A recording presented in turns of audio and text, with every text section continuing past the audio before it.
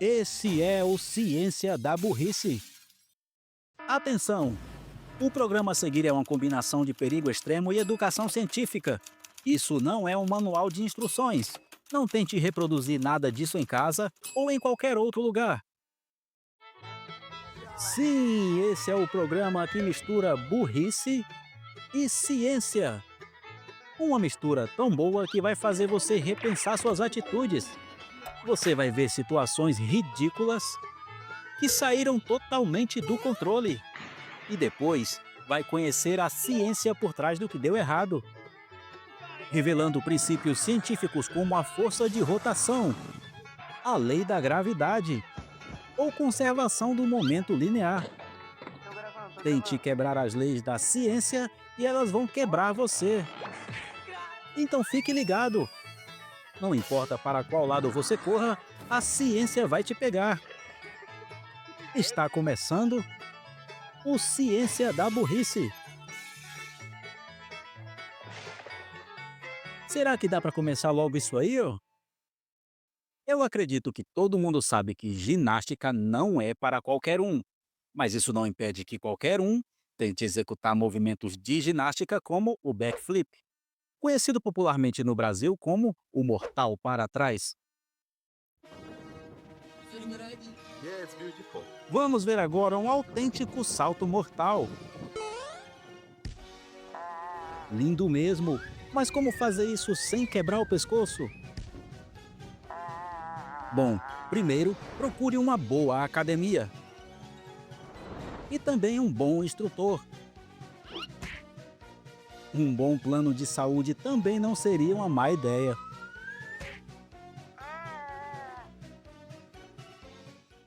Tá bom, é melhor deixar os saltos mortais para os ginastas treinados. Hora de conhecer a ciência por trás do backflip. Essas são as etapas para realizar um salto mortal perfeito. Sobre uma base firme e sólida, o ginasta se posiciona de modo que possa usar os braços e as pernas para saltar o mais alto possível. Ao atingir a altura máxima, ele concentra a massa do seu corpo próximo ao eixo de rotação, reduzindo o momento de inércia e aumentando a velocidade do giro. Esta é a lei da conservação do momento angular.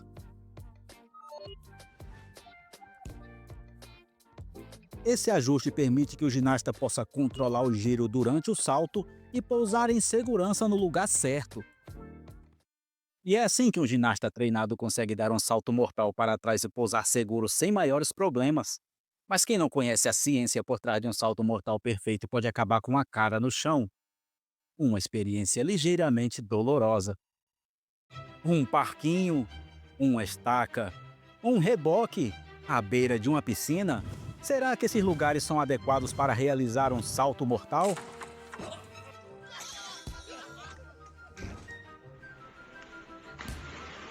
Um ginasta inteligente escolhe lugares seguros para realizar o seu salto mortal. Como esse cara aqui. Ele escolheu um toco de árvore. É bem firme e sólido. Parece bom. Não podemos dizer o mesmo do seu salto. Mas onde foi que ele errou? Para começar, ele se curvou para trás ao invés de saltar na vertical. E dessa forma ele misturou o salto com o giro. Que ridículo! Esse aqui tem pinta de atleta. Eu acho que vai se sair melhor. Retiro o que eu disse. Ele acertou ao saltar bem alto, mas errou quando não aproximou os joelhos do peito. E por isso ele não conseguiu velocidade suficiente para completar o giro. Esse carinha aqui resolveu comemorar a marca de 300 seguidores numa rede social com um incrível backflip. Vamos deixar um like para ele, vai? Afinal, ele é uma celebridade, não um atleta profissional. Mas esse cara aqui ele é Simon Brunner, um digital influencer praticante de esportes radicais que encanta seus mais de 500 mil de seguidores com sua boa forma física. Hoje, ele irá nos ajudar a revisar as etapas para um salto mortal perfeito. Usar os braços e as pernas para tomar impulso? Ok. Saltar o mais alto possível? Ok. Aumentar a velocidade do giro? Ok. Pousar em segurança? Não ok. Ele acertou 3 de 4, nada mal. Mas o que foi que ele fez de errado? Logo que avista o pequeno local de pouso, ele tenta fazer correções com o corpo, mas esse movimento desacelera o giro em cerca de meio segundo. Parece pouco, mas com o time perdido ele pousa apenas com a ponta de um dos pés na base, e sem apoio suficiente ele escorrega e se choca contra a coluna de concreto antes de cair na água. Simon foi levado para um hospital onde deu entrada com 2 costelas quebradas, um corte de 15 centímetros na perna e um ego fraturado. Mas não desista não, Simon, continua tentando. A gente se vê por aqui.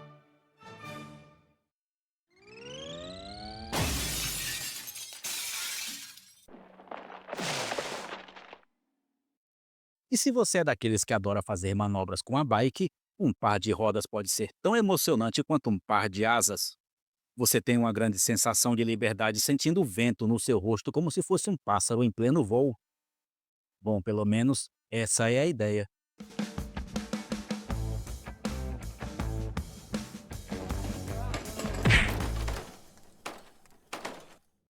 Para evitar a humilhação de pousar com a mesma elegância de um saco de esterco, é bom você conhecer um pouco da ciência por trás disso. Aqui vemos ciclistas profissionais saltando distâncias superiores a 5 metros, a velocidades que ultrapassam os 25 quilômetros por hora. Mas como eles fazem isso? O primeiro elemento do salto é a rampa. Ao passar por ela em boa velocidade, ele decola seguindo uma trajetória simétrica chamada de parábola. A inércia mantém o ciclista se movendo para frente enquanto a gravidade o puxa para baixo numa velocidade constante. Essas duas forças combinadas resultam no movimento parabólico. As aulas acabaram, agora é só diversão. Melhor voltar para a escola, meu amigo, você foi reprovado em física. Nosso amigo aqui não levou em consideração as condições do terreno. Superfícies como essa oferecem pouca aderência e baixo coeficiente de atrito. E por causa dessa superfície lisa, ele acaba deslizando para fora do trajeto e sendo arremessado violentamente contra a rampa. Mas não se preocupem com esse animal, ele não se machucou. Você tá bem? Você tá bem? Nossa, não, tá bem demais, velho. Isso, cai fora daqui. Esses caras foram mais espertos e cobriram o caminho liso com tábuas de madeira para evitar possíveis derrapagens. O que não adiantou nada, porque nesse caso a integridade estrutural da rampa é que não estava boa. Agora eles precisam de uma rampa nova e de um bom dentista. Um ciclista profissional precisa calcular com precisão a distância do seu salto. Essa habilidade essencial para realizar saltos seguros é desenvolvida ao longo de muitos anos de prática, treino e experiência. Um salto muito lento significa cair de cara nessa rampa. Um fato que com certeza ele não vai esquecer.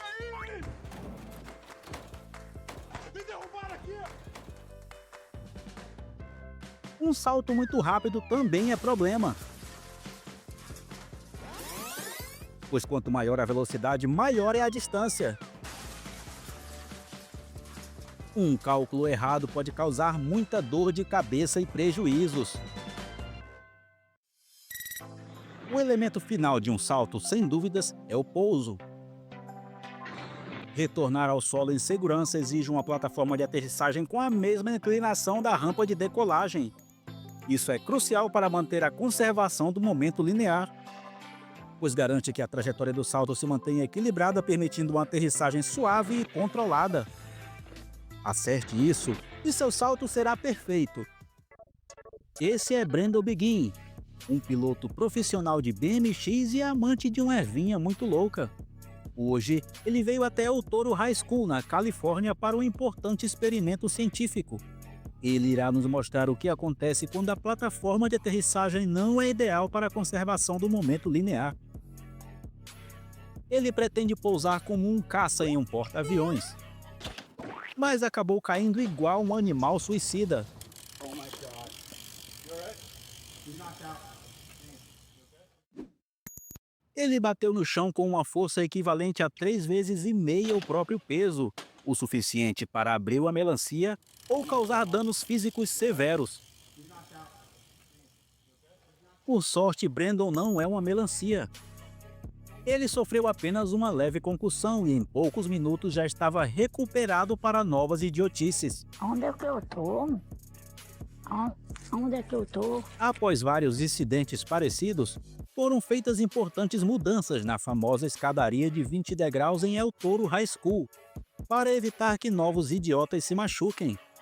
Nota 10 para a escola.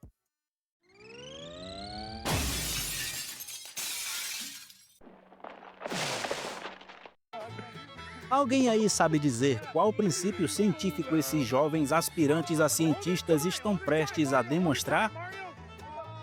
Revelaremos a resposta já já. Você conseguiu descobrir qual princípio científico eles vão demonstrar? Isso mesmo, a inércia. A inércia resiste a essa constante mudança de direção, agindo como uma força que os empurra para fora. Quanto mais longe do centro, mais força é sentida. Um deles, por estar mais próximo da borda, não conseguiu resistir à força centrífuga resultante e foi lançado para longe em linha reta.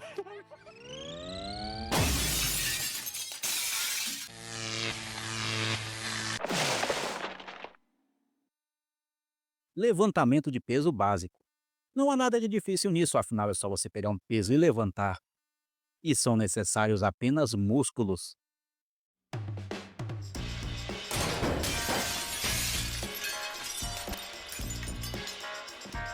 Eu sou um merda, meu irmão. Para o levantamento de peso básico, você vai precisar muito mais do que apenas seus músculos. É preciso muita técnica e, é claro, ciência.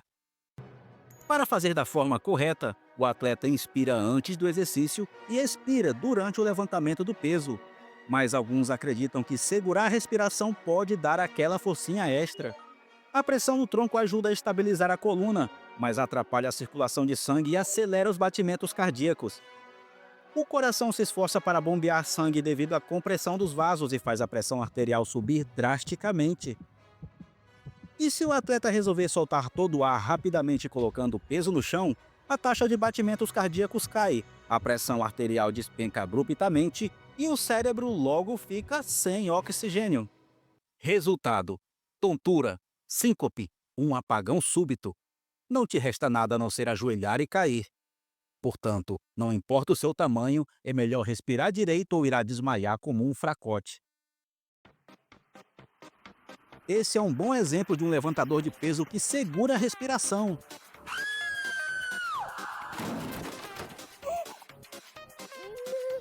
Valeu a demonstração, amigo. Ele se concentra para levantar um peso de 299 quilos.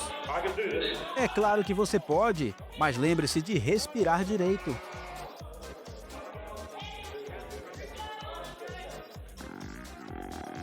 Isso, grandão. Agora respira.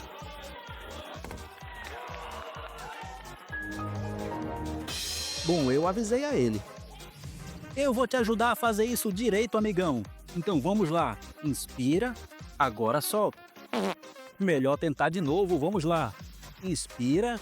Muito bem, agora solta. Eu acho que ele não entendeu muito bem os meus comandos, mas pelo menos ele não caiu. Eu não sei por que ainda boto fé nesses caras. Se você acha que desmaiar é a única consequência de segurar a respiração, você vai ficar surpreso.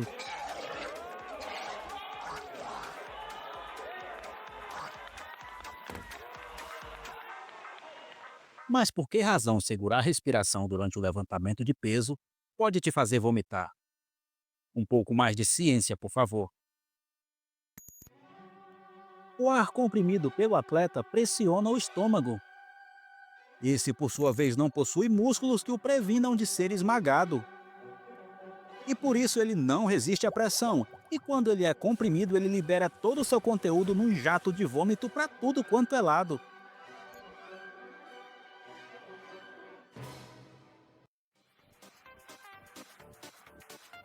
Esse é um bom exemplo do que a gente estava falando agora há pouco.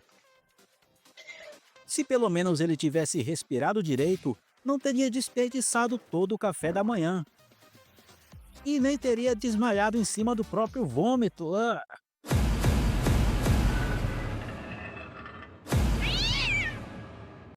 Ela é ágil, rápido e econômica. Além de ser um ótimo meio de transporte, a motocicleta também é uma excelente ferramenta de trabalho. Mas algumas pessoas não se contentam com essas qualidades e resolvem adicionar uma dose extra de dificuldade: andar somente sobre a roda traseira. É claro que estamos falando do famoso grau.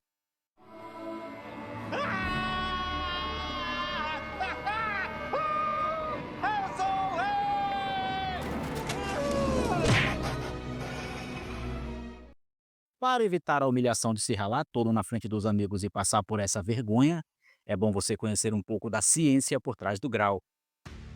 Veja como transformar uma motocicleta num monociclo bombado. Na primeira marcha, o piloto atinge a velocidade aproximada de 20 km por hora.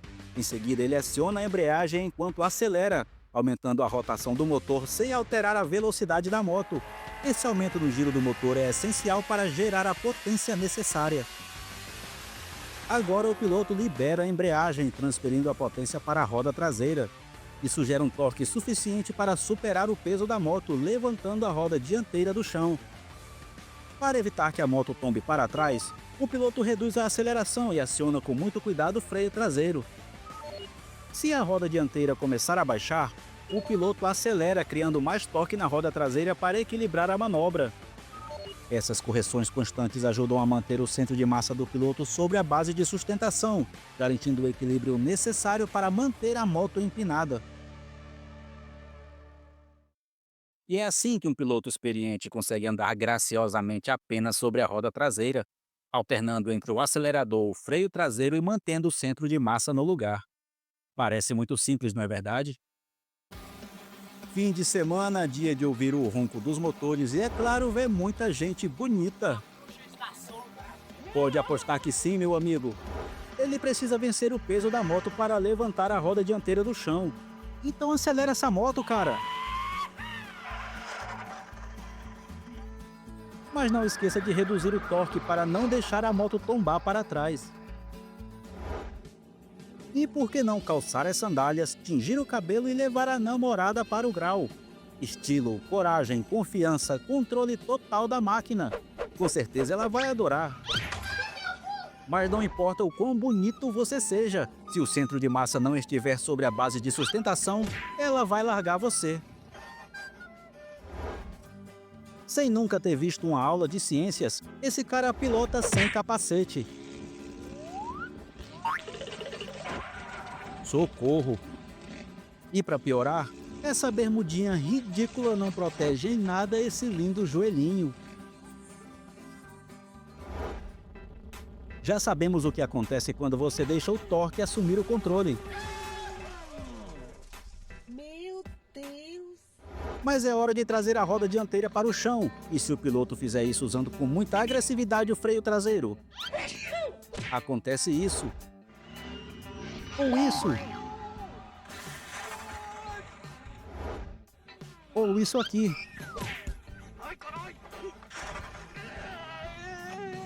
Obrigado pela demonstração. Mas por que isso acontece? Enquanto viajam juntos, o conjunto moto e piloto ganha o momento linear, que é a quantidade de movimento calculada como o produto da massa pela velocidade. A ação do freio interrompe o torque na roda traseira, criando um momento angular que força a roda dianteira a voltar ao solo.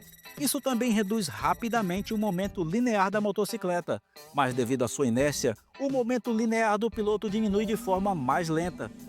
Essa diferença pode levar o piloto a ser projetado para frente, e se ele for um perfeito tabacudo, pode até ser atropelado pela própria moto. E é por isso que se deve usar o freio traseiro com muito cuidado durante a execução da manobra. Muito bem, agora você conhece um pouco mais da ciência por trás do grau. Então por que não comprar uma moto bem potente e sair por aí empinando para impressionar umas gatinhas?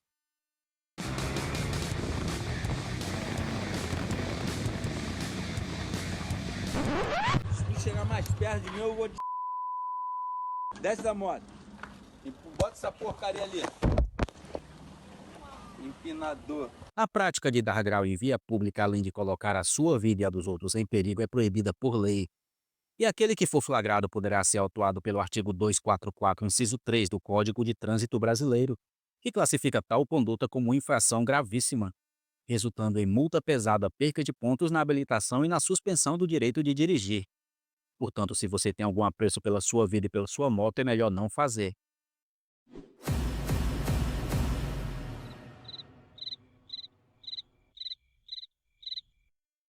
E com isso alcançamos a nossa meta de quedas, vômitos e machucados de hoje. Esperamos que você tenha aprendido alguma coisa e não tente reproduzir nada do que você viu aqui. É sério, não seja burro, hein? A gente se vê na próxima.